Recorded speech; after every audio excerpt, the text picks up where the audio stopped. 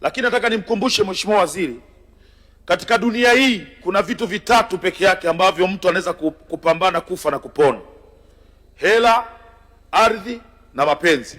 Hivi vitu ni vitu ambavyo binadamu anaweza kapambana kwa nguvu zake zote kwa ajili ya kutetea. Kwenye swala la ardhi, imekuwa migogoro inajirudia mara kwa mara. Ni ule ule mgogoro ambao mmeutatua mwaka jana, mwaka huu unajirudia. Ule ule mgogoro mmeutatua mwaka jana, mwaka huu unajirudia. Na mingine inatengenezwa na wataalamu wetu. Maeneo ya umma yamekuwa yanabadilishwa kiholela. Sehemu ilikuwa sehemu kujenga. Mheshimiwa Chipando, maelezo yako yametosha. Uliza swali. Nipeleka mizizi kidogo ya swali mheshimiwa. Uliza swali ya. Naomba serikali inipe majibu.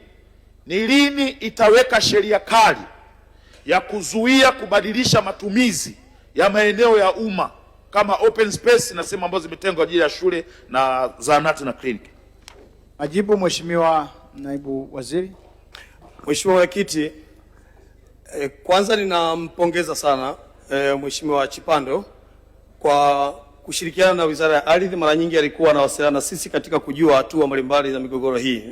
Na wapongeza sana wakazi au wananchi wa Kigoma mjini kwa kumchagua mbunge mahiri na mfuatiliaji. Mheshimiwa Mwenyekiti, serikali imefanya kazi kubwa sana kwa kushirikiana na bunge hii.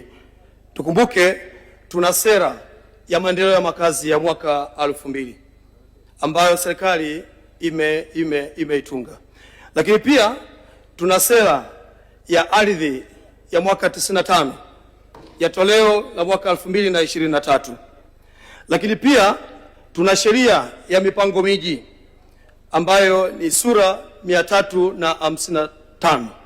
Licha hivyo pia tuna kanuni ya sheria hii, kanuni ya mwaka 2018 na iliyofanyiwa maboresho mwaka 2023. Yote haya yamefanyika kwa sababu wanataka kusimamia sekta ya ardhi, hususan kwenye kupanga lakini kumilikisha na hata kusimamia matumizi yake.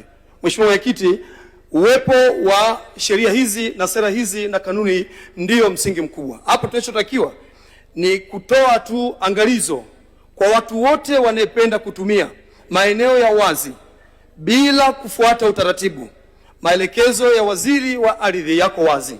Tutakwenda kubomoa kuanzia hatua ya kupanga kuleta matofali yako, tukikuta kwenye msingi, tukikuta umejenga bila kujali gharama uliyotumia, tutaenda kubomoa na kukuelekeza ufuate sheria zinazotakiwa. Mheshimiwa Mwenyekiti, naomba kuwasilisha. Mheshimiwa Bunge, tunaendelea, muda wetu